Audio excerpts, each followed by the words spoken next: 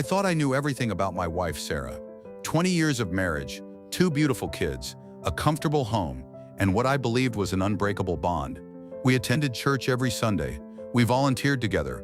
We were the couple everyone looked up to, but I was living a lie. It started 3 months ago when Sarah began volunteering more at church. Pastor David had just transferred from Las Vegas to lead our congregation. He was charismatic, well-spoken, and everyone loved him, including my wife.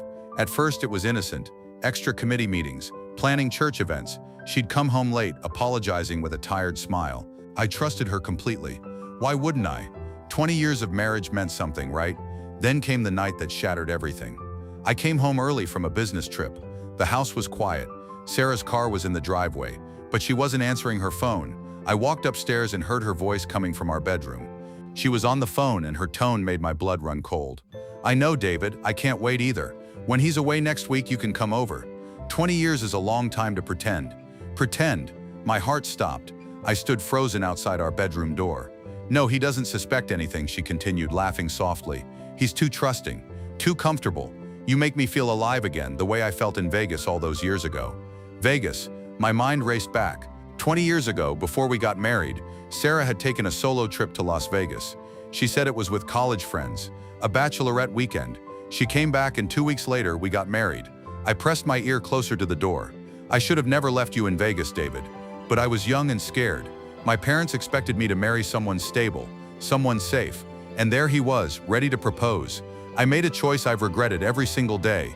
My entire world collapsed in that moment.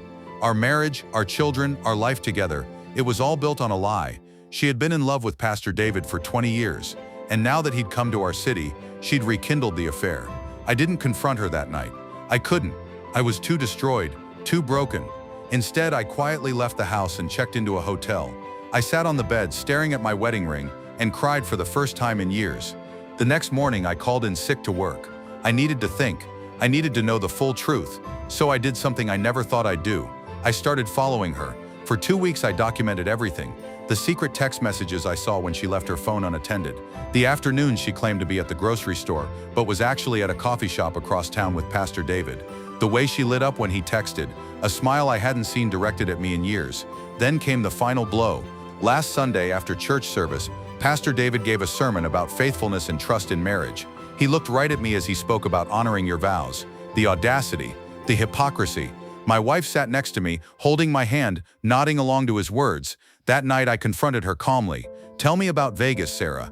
Tell me about Pastor David." Her face went pale. For a moment she tried to deny it, but the guilt was written all over her face. Then she confessed everything. They had met in Vegas 20 years ago. It was a passionate weekend. She fell in love but was too afraid to break off our engagement. She thought she'd forget about him, but she never did. When she found out he was coming to our church, she saw it as a sign, a second chance. They'd been sleeping together for 3 months. "I'm sorry," she whispered. "I never meant to hurt you, but I can't help how I feel." I looked at the woman I'd spent 20 years loving, building a life with, and I felt nothing but disgust. "You could have told me the truth before we got married. You could have been honest at any point in these 20 years, but you chose to lie. You chose to make a fool of me." She reached for my hand, but I pulled away. "Please, we can work through this. We can go to counseling. I'll end it with David." I shook my head. "No, Sarah, there's no coming back from this." That night I packed a bag and left. But as I drove away from the house that no longer felt like home, I realized something. I wasn't just angry. I was destroyed. And the man who destroyed my life was being celebrated every Sunday by our entire community. That's when I decided. Forgiveness wasn't an option. They needed to face consequences. Real consequences. I spent the next week in a cold, calculated state. Gone was the broken, crying man from that hotel room. In his place was someone focused, determined, and absolutely done playing the victim. I rented a small apartment across town and told everyone I was on an extended business trip. Sarah tried calling me dozens of times, leaving voicemails filled with apologies and promises to change. I ignored every single one. Instead, I watched, and I planned. I knew from my 2 weeks of surveillance that Sarah and Pastor David had a pattern. Every Thursday evening, when the church was closed and the parking lot was empty, they met in his office, the same office where he counseled struggling married couples. The irony wasn't lost on me. I needed proof, not just for myself but for everyone. The congregation needed to see who they were really worshiping every Sunday. Sarah's family needed to know who their golden daughter really was. So I started preparing. First, I consulted with a divorce attorney. I wanted everything documented and ready to file the moment I executed my plan. The lawyer assured me that with evidence of adultery, especially involving a pastor who counseled us during a rough patch last year, I'd have a strong case for full custody and a favorable settlement. Next, I did my research on surveillance equipment. I needed something small, discreet, and high quality. After hours of online research, I purchased 2 tiny cameras with night vision and audio recording capabilities. They were no bigger than a button and could be hidden anywhere. The hardest part was getting access to Pastor David's office. I volunteered to help with church maintenance. It wasn't unusual, I'd done it before. The head deacon happily gave me a key, grateful for the help. "You're such a devoted member of this congregation," he said, patting my back. If only he knew. On a Tuesday afternoon, when I knew the church would be empty, I let myself into Pastor David's office. My hands were steady as I placed the first camera on his bookshelf, hidden behind a decorative cross. The second camera I positioned on top of a filing cabinet, angled perfectly toward the leather couch where I suspected they met. I tested both cameras remotely from my phone. Perfect angle, crystal clear video. Audio came through perfectly. Now all I had to do was wait. That Wednesday, I sent Sarah a text. It was the first time I'd contacted her since leaving. "I've had time to think. Maybe we can talk this through, but I need some time. I'll be back in town next week." Her response came within seconds. "Thank you. I love you. I'll do whatever it takes to fix this." I felt nothing reading those words. No anger, no sadness, just cold determination. I knew what that text would do. It would make her feel safe, like she had time. And when people feel safe, they get careless. Thursday evening came. I sat in my apartment, laptop open, watching the live feed from Pastor David's office. At 7:47 p.m., the office door opened. Sarah walked in first, followed by Pastor David. He locked the door behind them. "Are you sure he's not coming back until next week?" David asked, pulling Sarah close. "Positive. He texted me yesterday. We're safe. Safe." That word echoed in my mind. I watched as they kissed, as they moved to the couch, as they began removing each other's clothes in a place that was supposed to be sacred. Every moment was captured in high definition, every word recorded clearly. "I can't believe we wasted 20 years apart," Sarah whispered. "We won't waste any more time," David replied. "Soon you'll leave him, and we can finally be together." I recorded everything, 47 minutes of undeniable evidence. When they finally left the office, straightening their clothes and checking to make sure no one saw them, I stopped the recording. I had everything I needed. The next morning I retrieved the cameras. I made 3 copies of the footage and stored them in separate secure locations. Then I began phase 2 of my plan. I reached out to every church elder, every deacon, and every member of the church board. I sent identical emails. "I have urgent information regarding Pastor David's conduct that the entire congregation needs to see. I request an emergency meeting this Sunday after service. This concerns the moral integrity of our church leadership. Please ensure all members are invited to attend." The head elder called me within an hour. "What's this about?" "That's a serious accusation." "I'm not making accusations," I replied calmly. "I'm presenting facts. You'll see everything on Sunday. Trust me, you'll want the whole congregation there for this." He reluctantly agreed. I also sent a separate message to Sarah's parents, her siblings, and our closest friends. "Please attend church this Sunday. There's something important that will be revealed about Sarah and Pastor David. Your presence and support would mean everything." Then I contacted a divorce attorney and had papers drawn up, ready to be served immediately after Sunday's revelation. Saturday night, I barely slept. Not from anxiety, but from anticipation. Tomorrow, the truth would destroy both of them the way they destroyed me. Sunday morning arrived. I arrived at church early. The parking lot was more packed than usual. Word had spread about the emergency congregation meeting, and curiosity had driven attendance up significantly. I sat in the back row, watching people file in. Sarah sat in her usual spot, 3rd row from the front. She kept turning around, searching for me in the crowd. When our eyes finally met, she gave me a hopeful smile. I didn't return it. Pastor David took the pulpit for the morning service. He was animated, passionate, preaching about redemption and second chances. Several people in the congregation said amen. Sarah was smiling up at him like he was delivering a message from God himself. I felt sick. After the service ended, the head elder took the microphone. "Before everyone leaves, we have an urgent congregation meeting. Please, everyone, take your seats. This will only take a few minutes." Confused murmurs rippled through the church. Sarah looked nervous now. Pastor David's confident smile faltered slightly. The elder gestured for me to come forward. I walked down the aisle slowly, carrying my laptop. Every eye in the church was on me. I could feel Sarah's panic growing with each step I took. I reached the front and connected my laptop to the church's projection system. The large screens on either side of the pulpit flickered to life.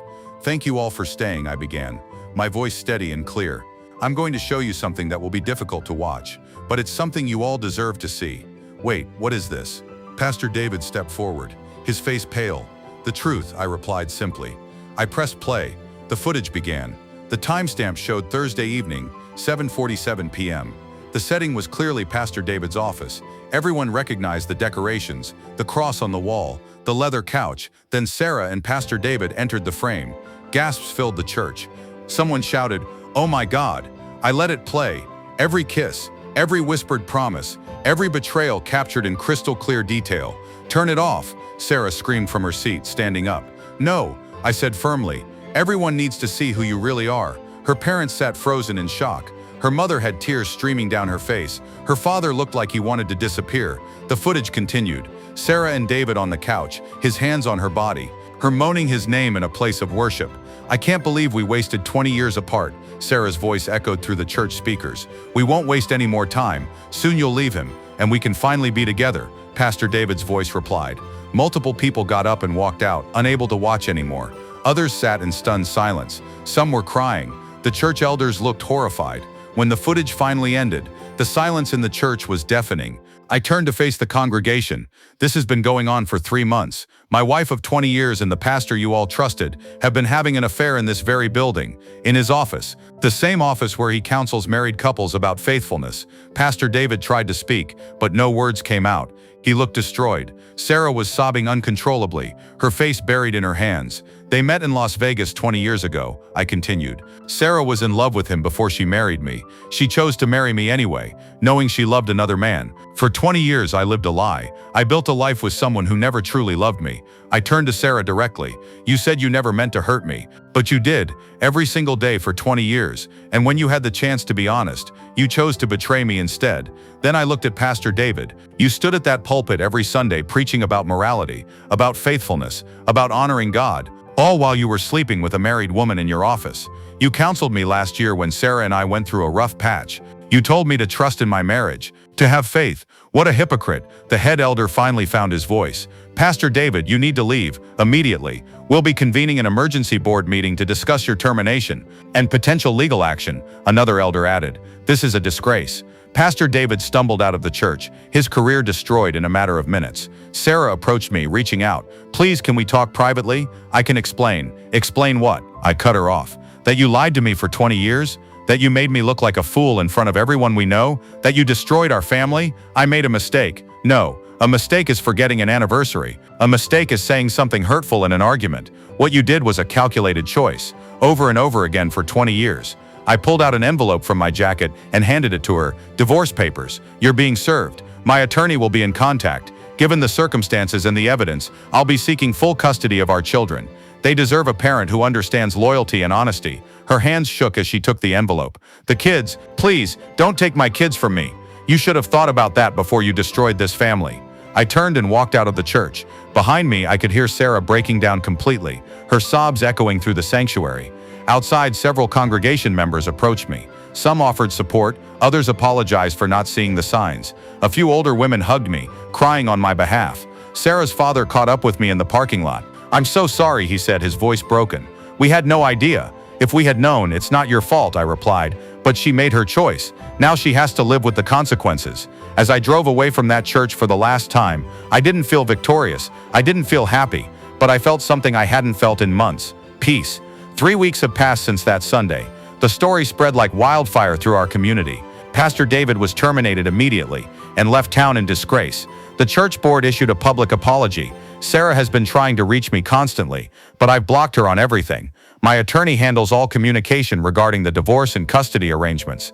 Our kids, who are old enough to understand what happened, have chosen to stay with me.